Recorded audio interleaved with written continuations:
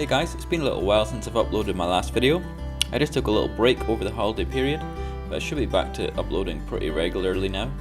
So in this video here I'm exploring around the Dunedin peninsula, which is quite near Dunedin in New Zealand. And I'm using the Sony kit lens, the 28 to 70mm Sony lens.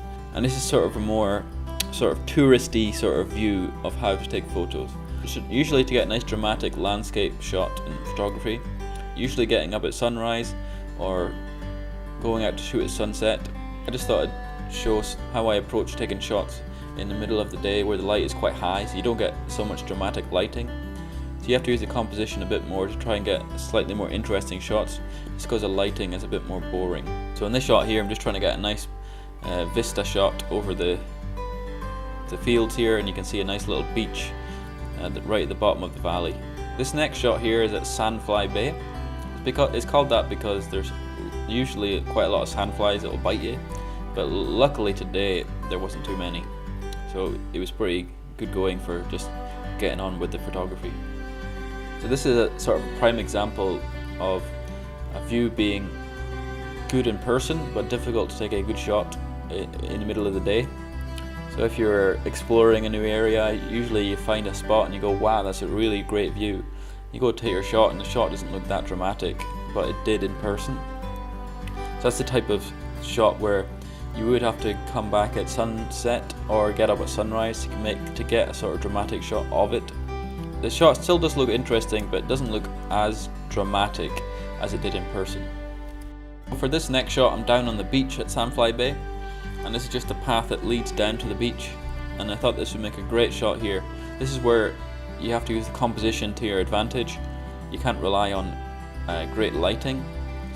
So all these little footprints that are in the sand leading up towards the ocean and the bay and the beach itself.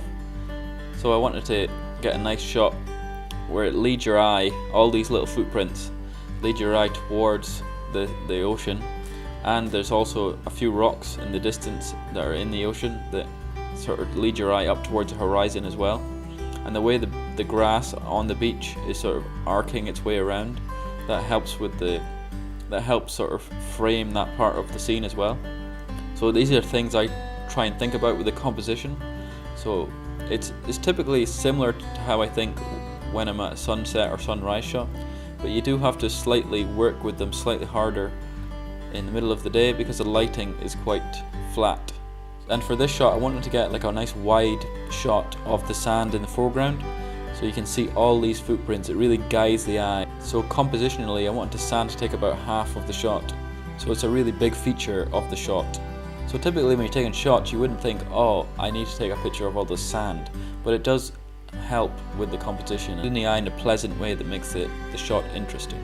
Because I'm using the kit lens, I can't get as wide as I want, which is only goes as wide as 28mm. So I am doing a panoramic type shot here. I'm just trying to picture in my head what the composition is going to look like when it's combined. So I'm just trying to get a good amount of coverage for each shot that I take. Here's the final shot here, and I really like the way the contrast worked out here. The grass in the middle sort of separates the foreground and the background of the image, and the foreground is all these little footprints in the sand that sort of wind their way up towards the grass. So that's a natural leading line in that section, and the grass just sort of has a banner across the center of the frame that sort of separates out that part of it. And as your eye leads up, it sees the nice blue ocean in the distance, and you can see the interesting rocks and some cliffs on the top left a little bit as well. So overall it's an easy image to take in, and when you don't think about it when you're taking it in naturally, just as a viewer, it's all these little aspects that make it a pleasant image to take in, and you don't have to think about all these details as a viewer. For this next shot here, I'm just at a viewpoint over this little town called Chalmers. If you can see the hills in the distance and some rolling hills and some little islands, that's actually the peninsula itself, so I'm at the other side of the bay here. It's just a little port town. You can see a ferry there and some docks and some containers. But the shot I spotted here was this nice little diagonal straight road that just sort of goes up and to the right. So that was sort of what caught my eye when I was looking here. So what I'm looking at here is the bottom left. You can see there's sort of a crossroads. It's quite open, and there's a little building on the bottom left. It's on the corner. I thought that would make a nice sort of anchor for the foreground. And then the way this straight road just goes straight up and right towards the island you can see in the distance. So as a viewer, your eyes will tend to go up and to the right, following the road up, and then it goes across and left as it follows these islands, and then you can see the peninsula in the background with this peak sort of little hill at the top in the middle of the scene. So here's the final shot here. In terms of the contrast, you can see a lot more detail in the foreground. You can see buildings and cars and roads. It's a lot more like human orientated, and then as it goes, leads your eye up, you see more green, more trees, more grass, rolling hills, and just a bit more of nature. So in terms of that, that's the contrast of this scene. This is another little interesting shot that I found while exploring the peninsula.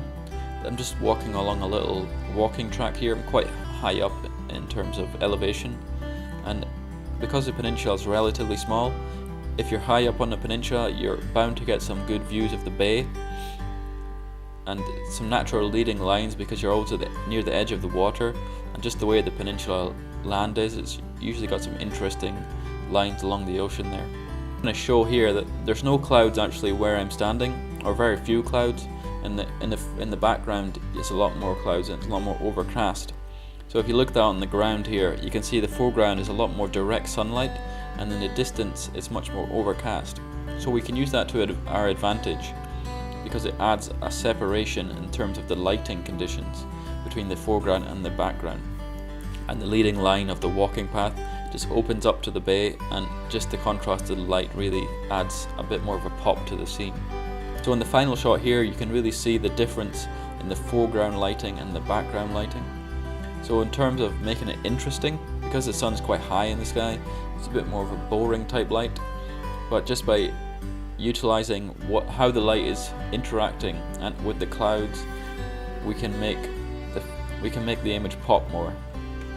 So in this shot here, it's quite similar to the last shot in terms of the lighting contrast in the background and the foreground, but it's the other way around this time. So the foreground is overcast and the background is sort of quite directly lit by the sun.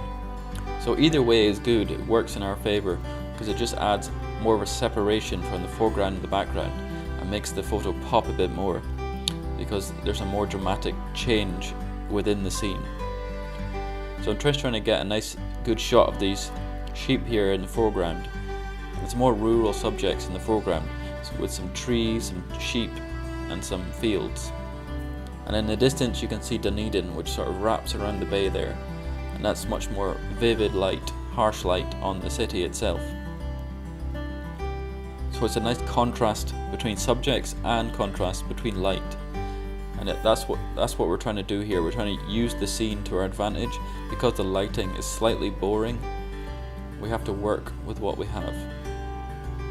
So I try to work a contrast of subjects in the scene more when the lighting is slightly more boring.